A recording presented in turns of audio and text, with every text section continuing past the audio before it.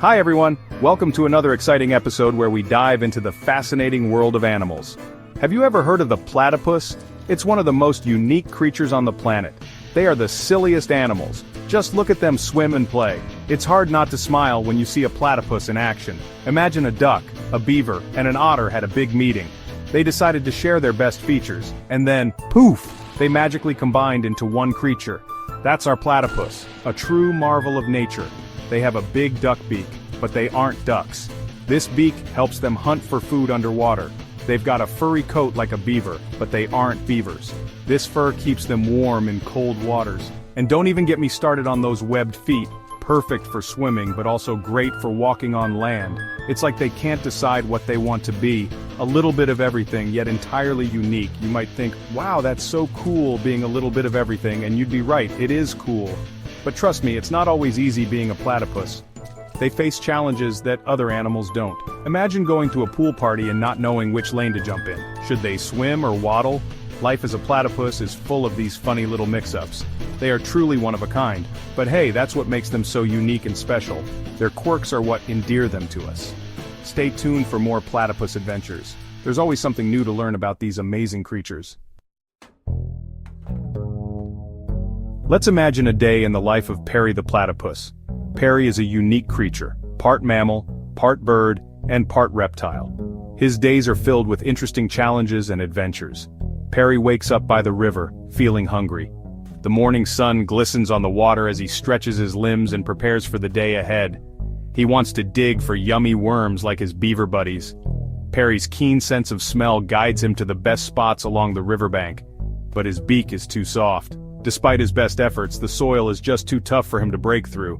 Oh, beak, why can't you be strong like Bob the Beaver's? He sighs. Perry often envies his friend Bob, who makes digging look so easy. Later, Perry wants to swim with his duck pals. The ducks glide effortlessly on the water, making it look so fun and easy. He dives into the water, ready to show off his speed. Perry loves the feeling of the cool water against his fur. But his webbed feet are made for digging, not fast swimming. He paddles as hard as he can, but he just can't keep up. Ugh, why can't I glide through the water like Daisy the duck, he wonders. Perry watches in awe as Daisy and her friends zoom past him. Being a platypus is tough. Perry often feels like he's caught between two worlds, not quite fitting into either. It's like wearing a snowsuit to a beach party. No matter how hard he tries, he always feels a bit out of place. You just don't quite fit in. But despite these challenges, Perry's unique traits make him special in his own way.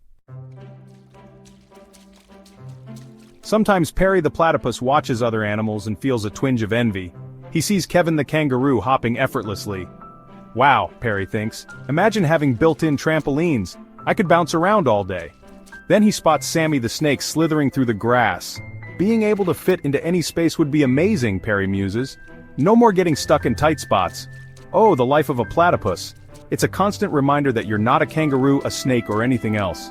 But that's okay because Perry is about to discover that being a platypus has its perks. Section 4. Platypus Power, Making the Best of It. One day, while Perry was feeling down, he stumbled upon a group of animals in trouble. They were gathered in the forest, looking distressed and unsure of what to do. Perry's heart went out to them. A big log had rolled in front of their burrow, trapping them inside. The animals were scared and desperate, their tiny faces peeking out from behind the log, pleading for help. Perry knew he had to help. He couldn't just walk away and leave them in such a dire situation.